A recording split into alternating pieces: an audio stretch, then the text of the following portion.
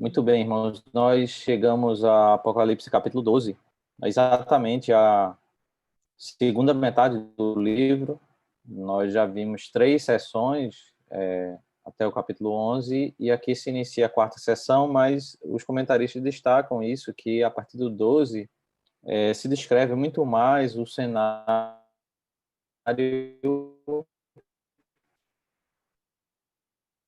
a guerra espiritual por trás dos conflitos na Terra, os conflitos do Antigo Testamento, né? Uma boa parte desse texto no Antigo Testamento. Nós vamos observar aqui que o texto, vamos dividir ele do verso 1 ao verso 6, né? A narrativa que trata sobre a mulher e o dragão, especialmente até o momento específico em que o filho da mulher ele nasce, né, uma referência ao nascimento de Cristo. Então, o foco é até o momento do nascimento de Cristo, verso 1 ao verso 6. Depois nós vamos ver do verso 7 até o verso 12 um conflito e uma guerra que existe nos céus, enquanto é como se esse verso 7 ao verso 12 ele ocorresse simultaneamente aos eventos que estão acontecendo aqui na Terra, na morte, ressurreição e ascensão de Cristo, né? Especialmente nesse momento, nesse período, está acontecendo uma guerra nos céus.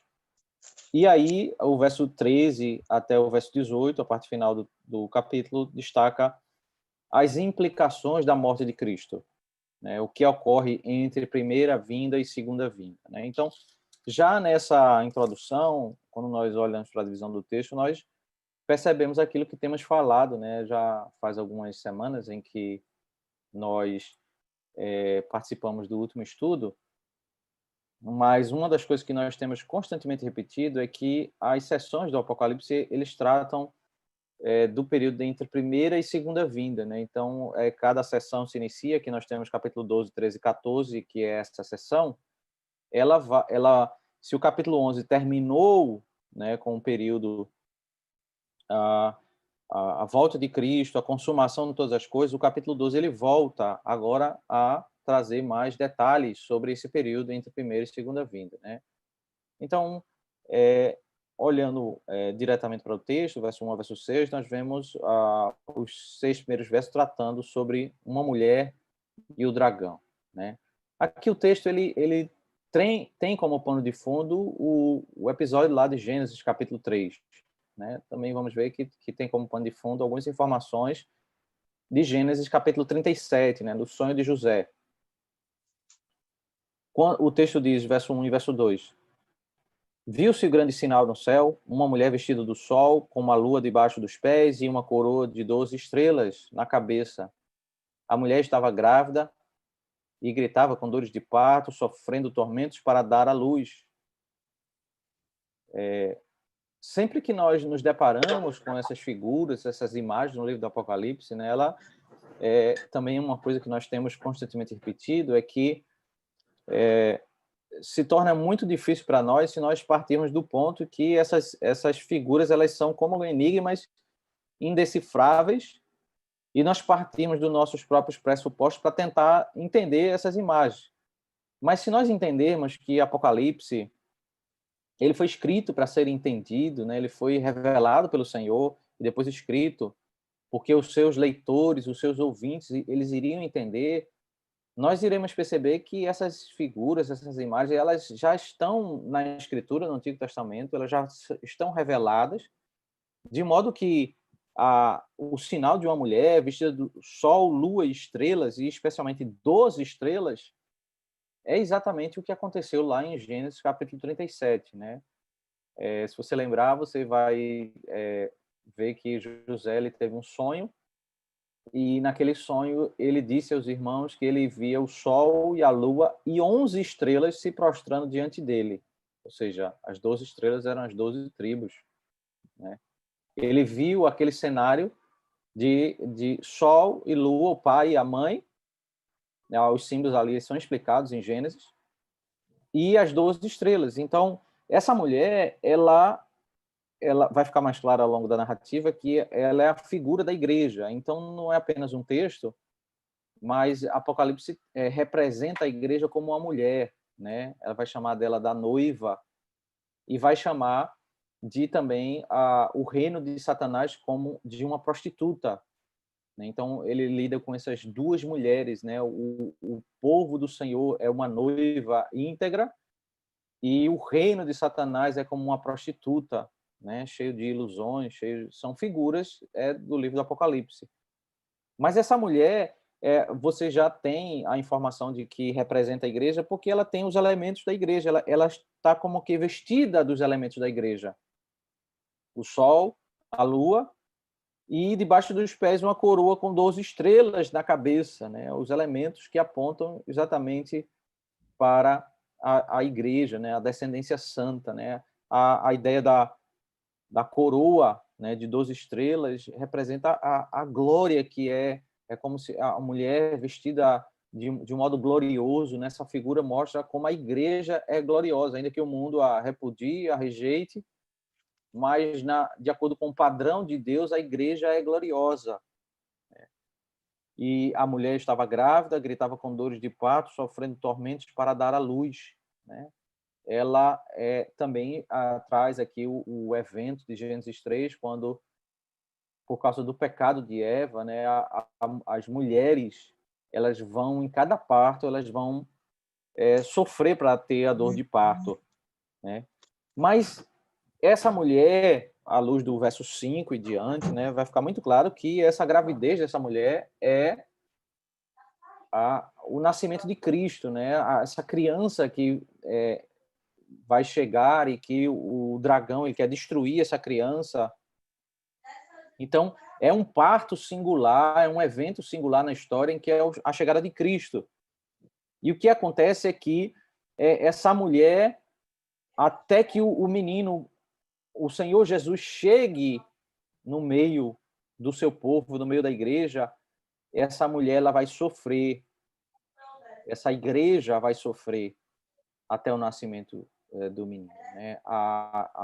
O significado dessa imagem é que todos os crentes do Antigo Testamento, eles são comparados com esse cenário de sofrimento até que o momento que é o ápice da chegada do menino, o Messias, né?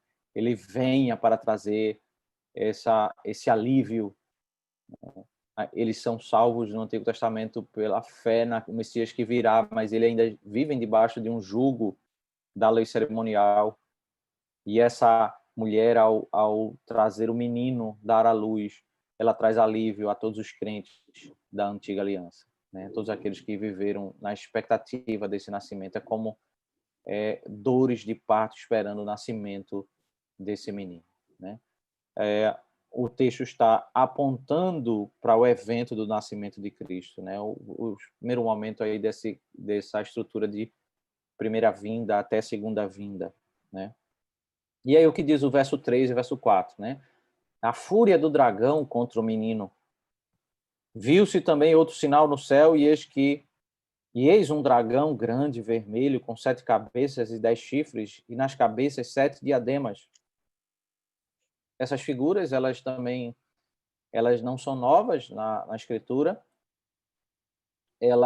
O dragão, lá em Apocalipse 20, verso 2, diz que o dragão é Satanás.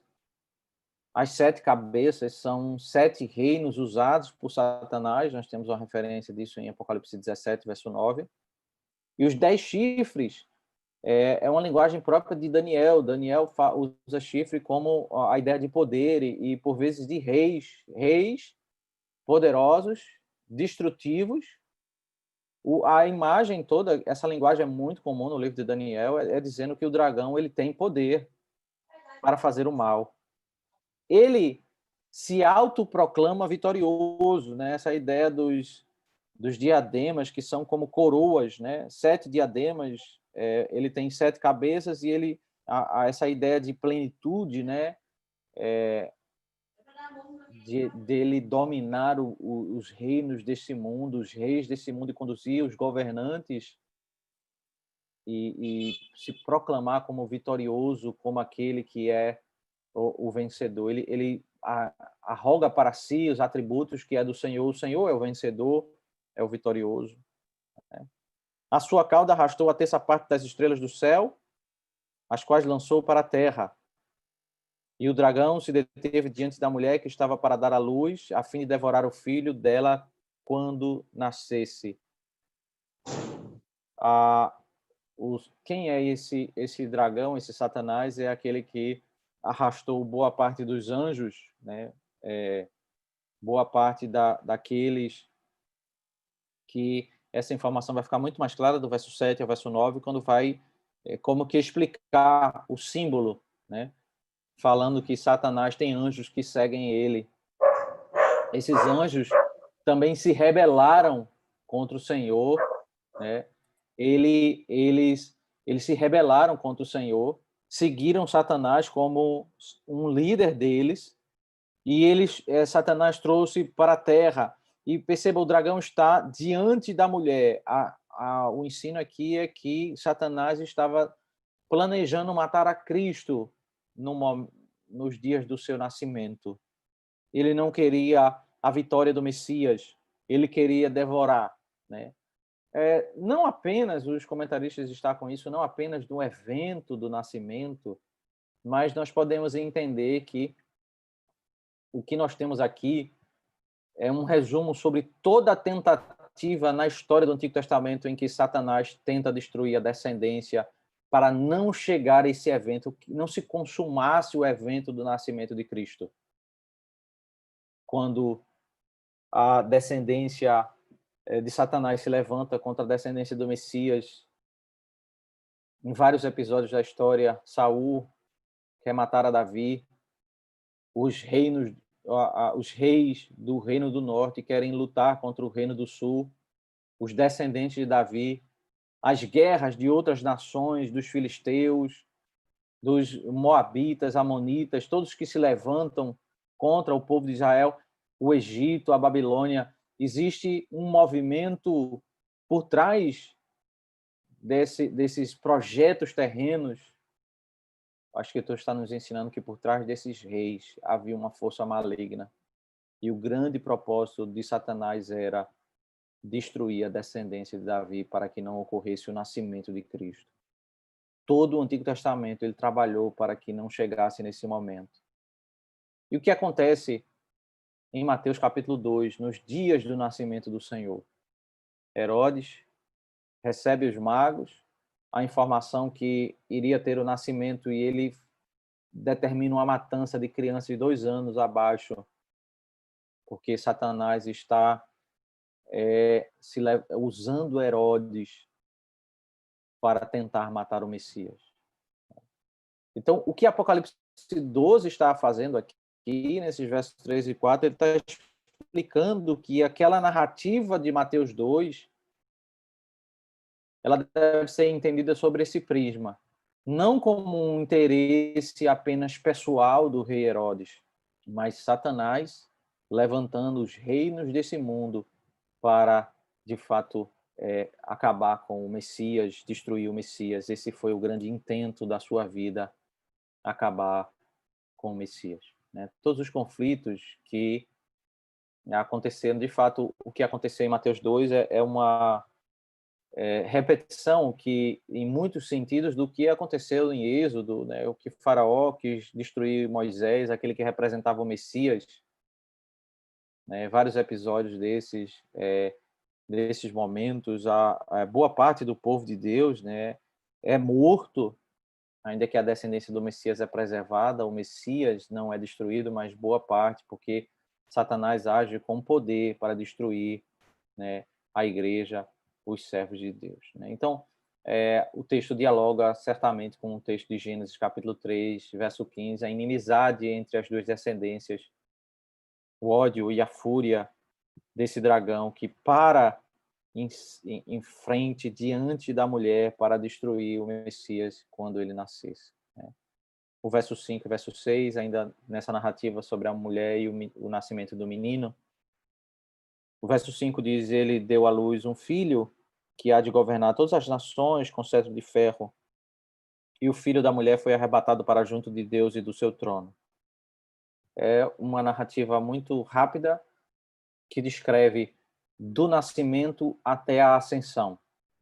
Ele nasceu, ele fez a sua obra, foi vitorioso, ele governa as nações com cetro de ferro e ele foi arrebatado para o trono de Deus, né? Então, de modo muito resumido, ele descreve a história do novo nascimento, do Novo Testamento, do nascimento de Cristo até a sua ascensão, né? E aí o intento do dragão não funcionou, porque o menino nasceu, o menino reinou, o menino está reinando, o Senhor Jesus no trono. E a mulher, porém, fugiu para o deserto, onde Deus lhe havia preparado um lugar para que nele a sustentasse durante 1260 dias. Então, o dragão quer destruir o menino e quer destruir todo mundo que tem relação com o menino. E quem tem relação com o Messias é a mulher, a igreja. A igreja é quem tem relação com o Messias. Adeilson, pode falar.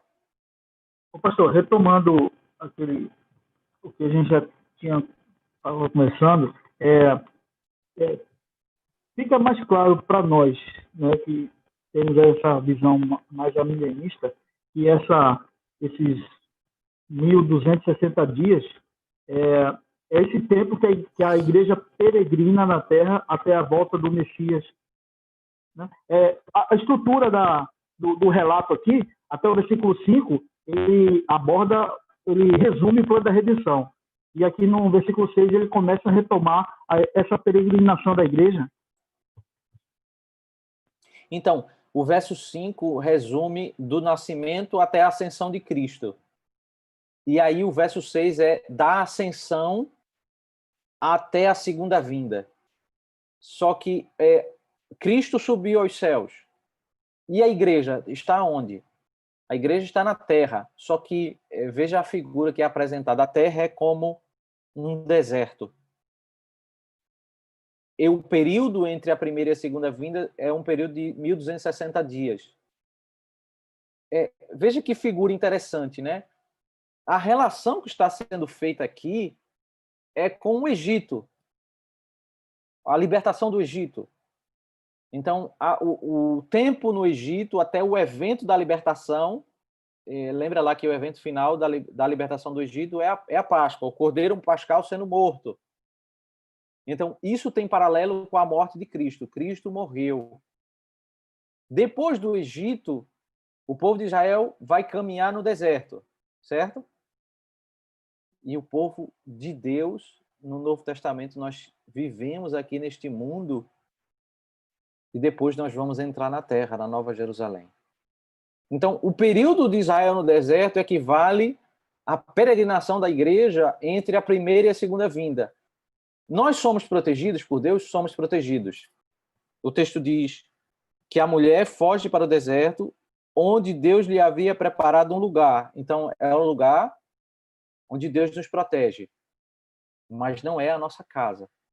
Aqui é um deserto. Aqui tem privações, tem tribulações, tem provações.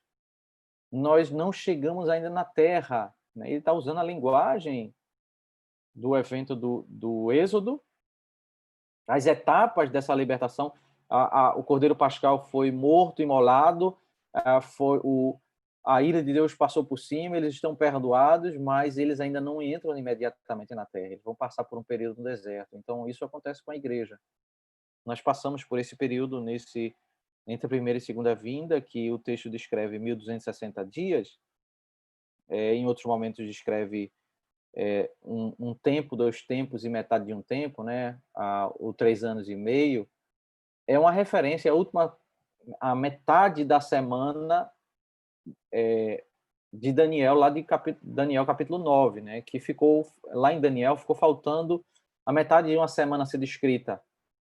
Quando ele fala do cativeiro, da libertação do cativeiro babilônico até a vinda de Cristo, a morte de Cristo, na contagem ali, fica faltando a metade de uma semana. E essa metade é explicada. Ela faz referência ao período entre primeira e segunda vinda. Esse tempo, Deus preserva a sua igreja, como já Nova Jerusalém, na terra, é a que nós estamos caminhando. Nós estamos em um período de proteção do Senhor, mas nós estamos no deserto. Esse é o conceito. Ficou alguma dúvida sobre esses 6 primeiros versículos? Não sei se eu respondi, Adeilson.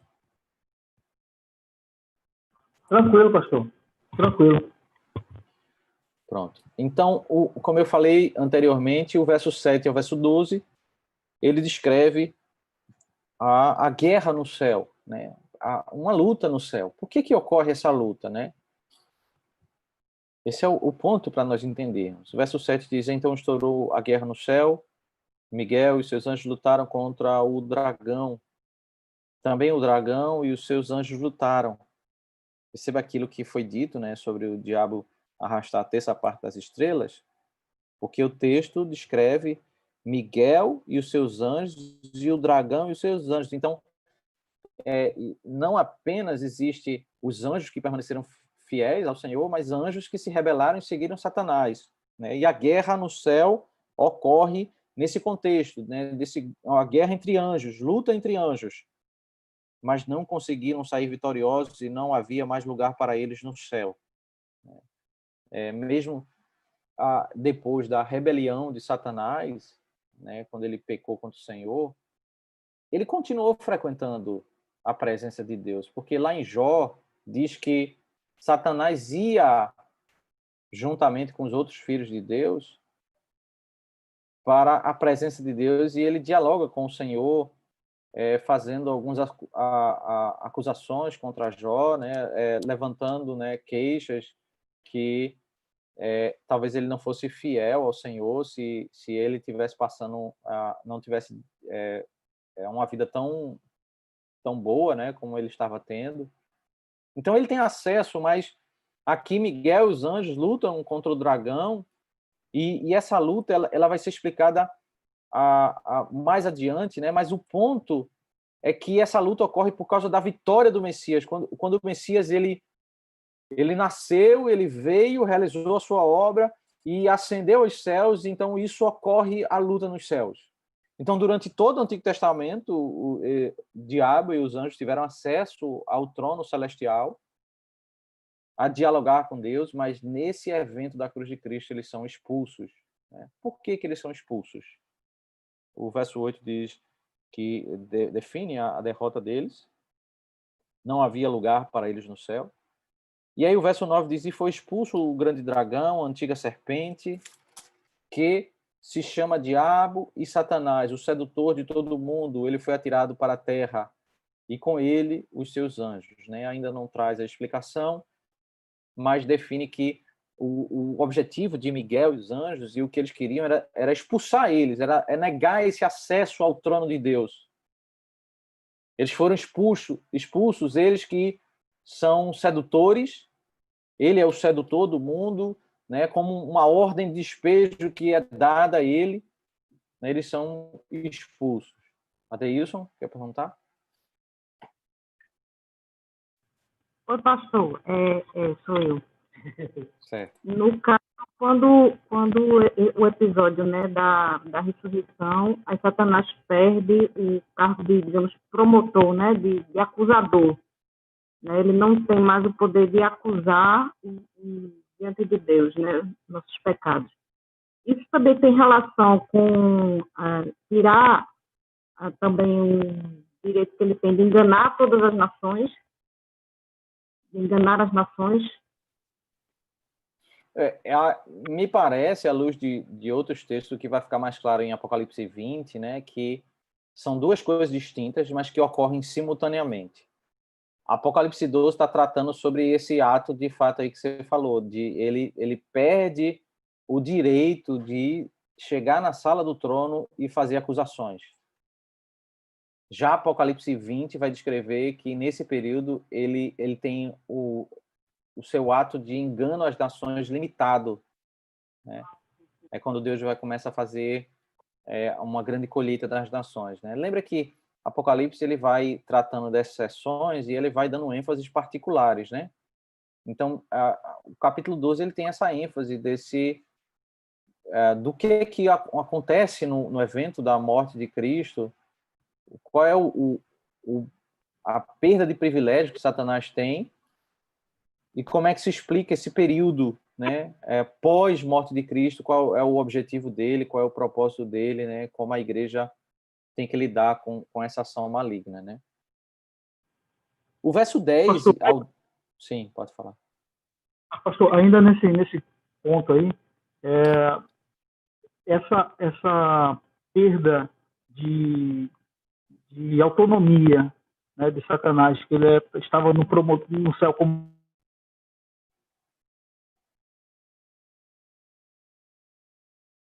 Não escutei, Adeilson. Então, o Marcos também não está escutando. Eu vou fazer o seguinte, o verso 10, ele, de fato, é o verso 10 que traz informações sobre a narrativa do verso 7, 8 e 9. Então, o Senhor não havia ainda... Eu não estou escutando, Adeilson, está cortando. Eu vou fazer o seguinte, eu vou comentar o verso 10, que o verso 10 ele explica um pouco essa narrativa, e aí você vê se respondeu, senão você volta a fazer a pergunta, tá bom? Ok. Então, o que acontece é que há uma proclamação de vitória no céu, né? Uma proclamação, um anjo forte no céu diz: agora veio a salvação, o poder, o reino do nosso Deus e a autoridade do seu Cristo, pois foi expulso o acusador de nossos irmãos, o mesmo que os acusa de dia e de noite diante do nosso Deus. Ele foi expulso nesse ato da morte de Cristo, né? O propósito de toda a luta ali de Miguel com os anjos era expulsar ele. Ele relutou em sair, em perder esse privilégio, mas no final ele sai derrotado dessa luta.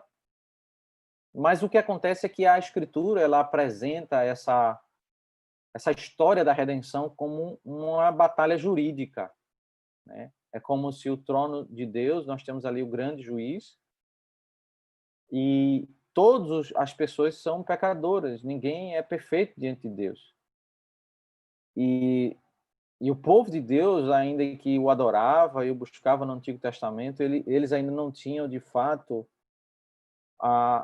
o pagamento realizado, o pagamento quitado da dívida deles. Então, o Satanás era como aquele acusador e chegava diante de Deus. A cena é como o Satanás chegar diante daquele que é santo e dizer: olha, tu não és santo? Como é que tu permite esse povo que te adora, te busca, e eles são pecadores, eles não têm, eles têm uma dívida, eles merecem ser condenados. Se tu és santo, tu tem que derramar a ira sobre eles. O papel daquele que, veja, a acusação contra o povo de Deus, porque ele estava exigindo daquele justo juiz que ele derramasse a sua justiça. Mas aí, quando Cristo Jesus ele realiza a justiça, ele quita toda a dívida do pecado, o acesso ao tribunal, a essa sala do trono, agora está vedado. Ele não pode mais entrar, ele não pode mais acusar o povo de Deus, porque a realidade agora é que o acusador de nossos irmãos, ele foi expulso. Ele não pode mais dizer que Deus puna aqueles que são pecadores, porque o povo de Deus continua sendo pecador, mas a realidade agora é que a dívida ela foi quitada. O sacrifício de Cristo, ele anula toda a sentença de condenação, e Satanás não tem agora como acusar mais, ele não tem mais esse direito de se aproximar. Então, no meio dessa proclamação, ainda o verso 11 e o verso 12, o texto diz: eles o venceram por causa do sangue do Cordeiro e por causa da palavra do testemunho que deram, e mesmo diante da morte não amaram a própria vida, né? Perceba que o texto ainda faz questão de descrever que não é por causa do mérito, desse povo, eles o venceram, nós vencemos né? Nós que fomos acusados e somos acusados por Satanás, nós vencemos por causa do sangue do Cordeiro. Se a acusação é que nós não temos mérito, isso continua sendo verdade, nós não temos mérito. Mas ainda assim o problema está resolvido, porque Cristo, ele que tem o mérito, ele morreu na cruz do Calvário para nos salvar. E esse evangelho, ele transforma o povo de Deus que ama por causa da palavra de Deus e passa a amar mais o Senhor do que a própria vida. Esse povo que vence pelo Cordeiro, o povo do Senhor, é um povo que ama o Senhor mais do que a própria vida, é um povo transformado, um povo cheio de limitações, cheio de imperfeições, mas é um povo que é transformado por esse mesmo Deus que o redime. Aí a proclamação é: por isso alegrem-se os céus, ó céus, e vocês que neles habitam, ai da terra e do mar, pois o diabo desceu até vocês, cheio de fúria, sabendo que pouco tempo lhe resta. A ideia interessante é ele tem uma palavra para os crentes que estão no céu e uma palavra para os crentes que estão na terra, né? A ideia é que os crentes que viviam ali antes da morte de Cristo, eles, ainda que estavam, de certa forma, na presença de Deus, mas eles estavam incomodados com aquelas constantes acusações que Satanás fazia, né? Eles estavam incomodados. Então, veja o alívio, né? O alívio que é para esses crentes. Por isso, o anjo que proclama diz: alegrem-se, ó céus. Aquela palavra de reclamação, de acusação que a gente ficava ouvindo todo o tempo, acabou. Ele não vai chegar mais perto da gente, ele não vai mais ficar acusando na sala do trono, ali o povo de Deus adorando na presença do Senhor e ouvir a acusação de Satanás. Olha, mas eles foram imperfeitos, eles viveram imperfeitos, eles não têm merecimento, e eles ficavam ouvindo aquilo. Agora, quando Cristo morre, acabou isso. Alegrem-se, ó céus. No entanto, o diabo, ele agora é expulso dos céus, é onde ele vai agir. Ele vai agir na terra. Toda a fúria dele, agora cheio de fúria, é voltada para a sua ação na terra. Ele vai agora voltar toda a sua ira para aqueles que são servos do Senhor.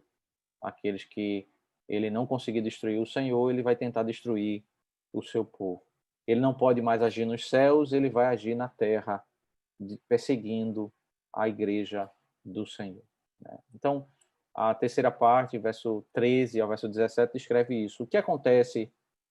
Veja, a primeira cena é a história do Antigo Testamento até o momento do nascimento de Cristo. A história do verso 7 ao verso 12 é o que aconteceu nos céus enquanto Cristo estava vencendo na terra. No céu houve um conflito de anjos com anjos, de Miguel e os seus anjos, e Satanás e os seus anjos. Agora, o que acontece depois disso? Cristo está nos céus e a igreja está na terra. O verso 13 diz: quando o dragão viu que tinha sido atirado para a terra, perseguiu a mulher que tinha dado à luz o filho do homem. Então, se ele não pode mais destruir o filho, ele vai tentar destruir a igreja, né? Volta-se todo para a mulher que deu à luz o filho, a igreja, né? Ela vai ser agora perseguida por Satanás. O propósito de Satanás é destruir a igreja. Ele não tem outro foco que não seja esse, usar toda a sua fúria, todo o seu furor para destruir a igreja. O verso 14 diz: mas foram dadas à mulher as duas asas da grande águia para que voasse para o deserto, para o seu lugar, aí onde é sustentada durante um tempo, tempos e metade de um tempo, fora do alcance da serpente.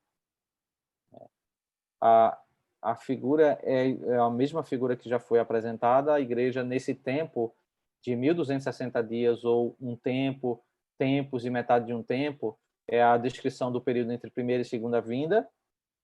Ela é protegida pelo Senhor e é uma figura usada lá no livro de Isaías, né, muito de asas como águia, para descrever Deus protegendo o seu povo no deserto. Deus vai proteger a figura da serpente. né? Agora, uma coisa que eu quero...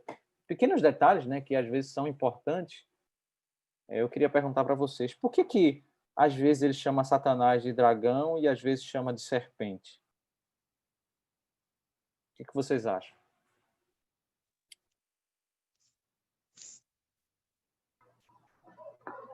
Teria alguma coisa relacionada, pastor, com cada função de Satanás, por exemplo, como a serpente de seduzir as nações e de dragão de exercer de confrontar a igreja, de tentar destruí-la ao longo da história da humanidade? Então, é exatamente isso. As figuras, elas carregam, o símbolo, ele carrega um conceito, tá? A serpente, ela é uma figura de Satanás no ato de Satanás iludir, ser astuto, se aproximar como um amigo, mas na realidade ele querer seduzir. Esse é o cenário de Gênesis capítulo 3. Quando a Escritura apresenta Satanás como um dragão, aquela força destruidora, aquela perseguição aberta e declarada. Ele vai para a guerra, ele vai para o conflito, ele vai para o embate. Nessas nações em que Satanás persegue, usa os reinos para matar os cristãos, proíbe os cultos, proíbe a adoração, declaradamente ele vai contra a palavra de Deus, a verdade do Senhor. Então, quando ele faz isso abertamente, ele age como um dragão. Então, isso é uma figura interessante, porque ele vai, a partir do verso 15, ele vai fazer essa transição e ele vai trabalhar esses dois conceitos. Tá? Ele já apresentou essa transição no verso 13, tem o dragão, e o verso 14 apresenta como serpente. Fora do alcance da serpente. Né? Então, Satanás, ainda que tenta mal contra a igreja, nesse tempo, entre primeira e segunda vinda, o Senhor protege, de certo modo. A igreja está no deserto, mas está, de certo modo, fora do alcance da serpente. Não existe uma proximidade aqui com a serpente. Mas o que o verso 15 nos ensina? Então a serpente lançou da boca água como um rio atrás da mulher, a fim de fazer com que ela fosse arrastada pelas águas. A figura é como se a serpente ela não pode chegar perto, ela não pode chegar perto ao ponto de morder, então ela usa uma estratégia, ela lança a água para tentar arrastar a mulher para a sua própria destruição. Né?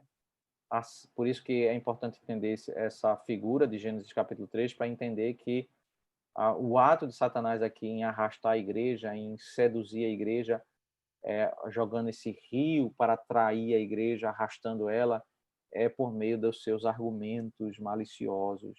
Né?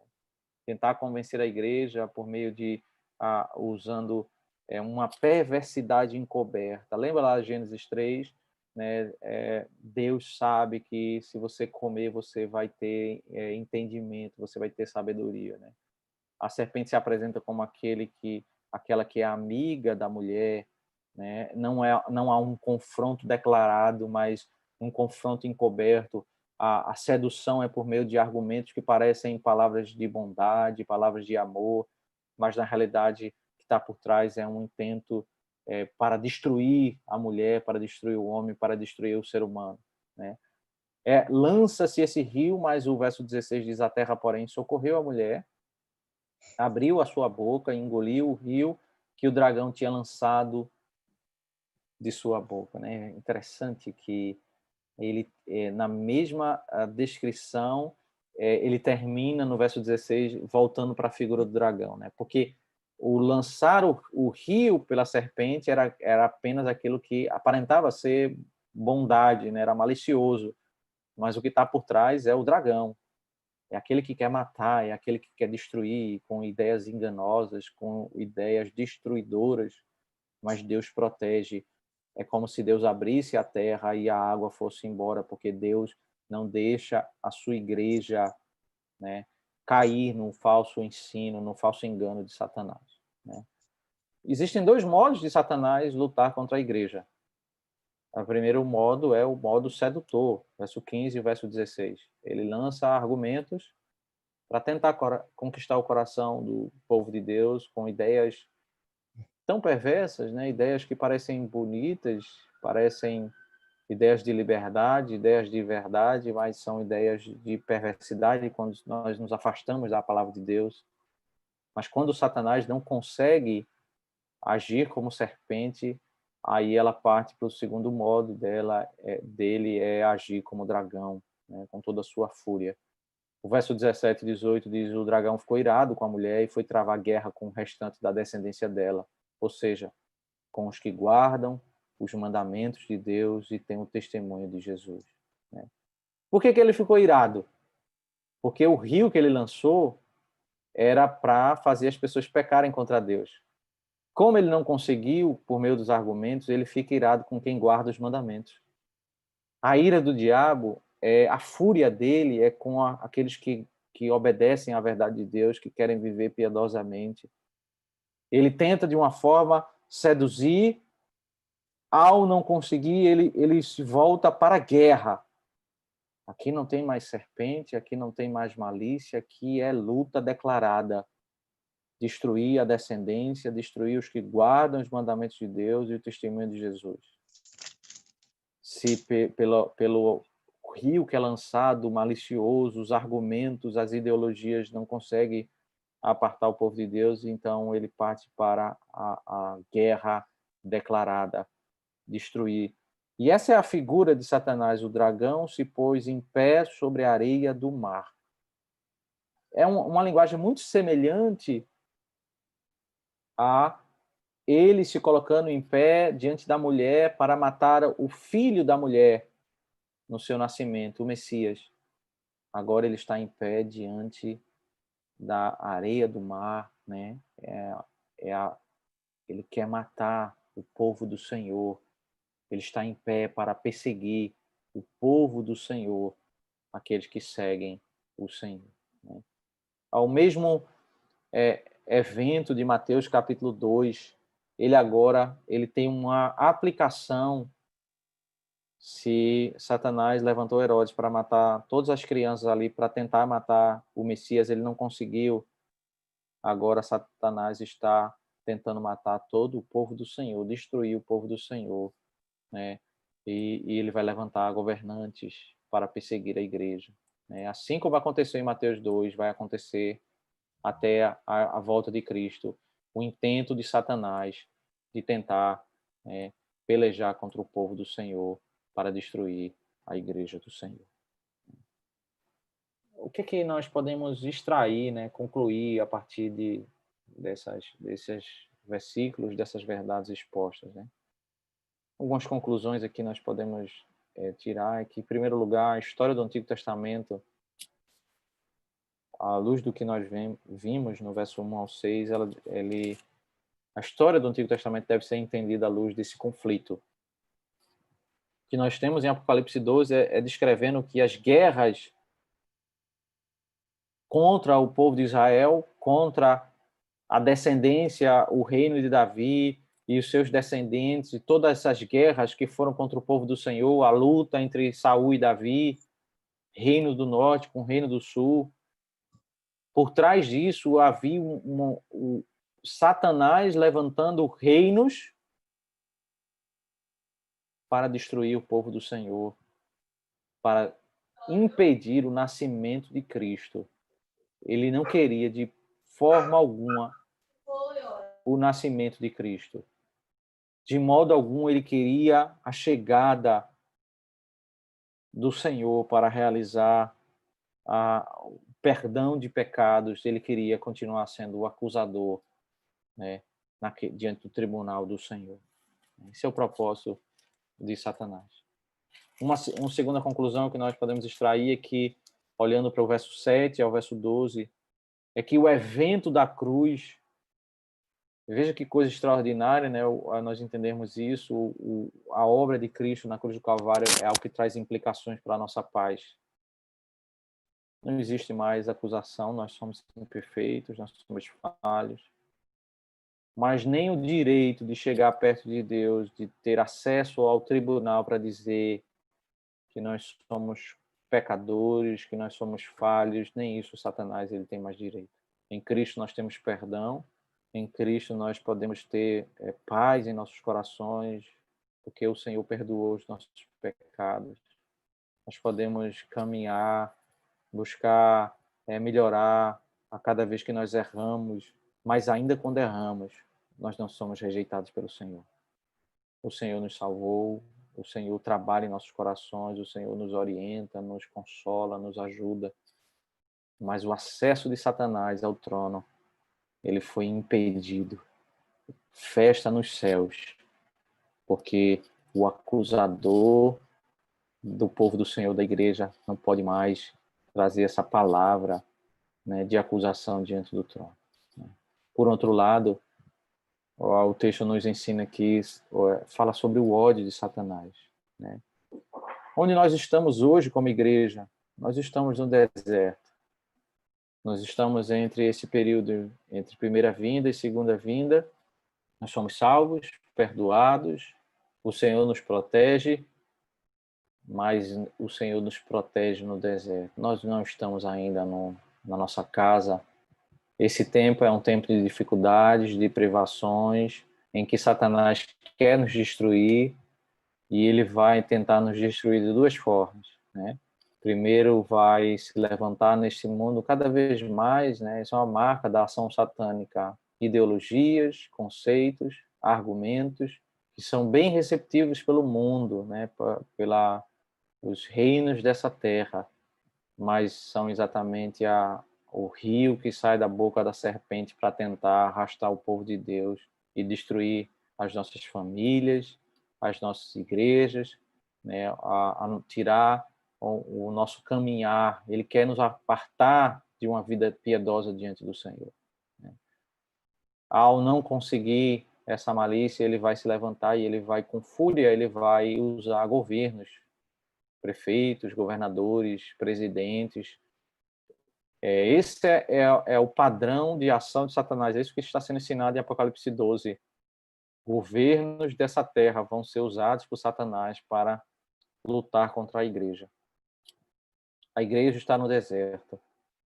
Uma das ênfases do livro de Apocalipse, né, inclusive o apóstolo João, que está recebendo essa visão, ele está preso na ilha de Patmos, porque um dos propósitos do livro de Apocalipse é nos chamar a como nós devemos responder diante dessa realidade de que governos dessa terra vão se levantar contra o povo do Senhor. Nós somos chamados a sermos testemunhas fiéis, a termos coragem e não covardia, a defendermos as verdades do Senhor e não nos afrouxarmos diante das acusações, dos temores de perseguição desses reinos desse mundo, porque aquele que nos entrega esse ensino, né? O Senhor revela a João e ele entrega a nós esse ensino.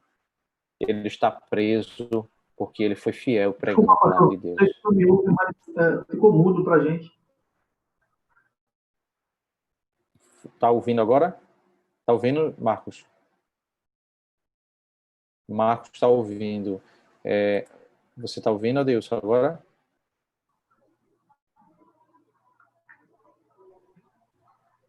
Eu acho que eu estou ouvindo agora. Agora eu acho que o seu link aí está cortando um pouco. Às vezes eu ouço sua voz, mas depois corta. Talvez seja melhor você acompanhar pelo link do YouTube, então. Pois bem, irmãos, nós podemos chegar ao final do capítulo 12, né, e ver como essa narrativa, né, voltou para o momento do nascimento de Cristo e vai até esse evento aí, né, que descreve um panorama, né, entre a primeira e segunda vinda, a igreja sendo descrita como um período no deserto, né? O que vai ser feito mais adiante? Vai se detalhar mais como é esse período de deserto, né? E a cada momento em que nós chegarmos mais próximo do capítulo 22, o último capítulo, aí sim, os detalhes sobre eventos que vão acontecer antes da vinda de Cristo vão ser mais esmiuçados, né? Então, essa proposta do livro é sobre o capítulo 12. Alguma pergunta, alguma colocação que vocês querem fazer?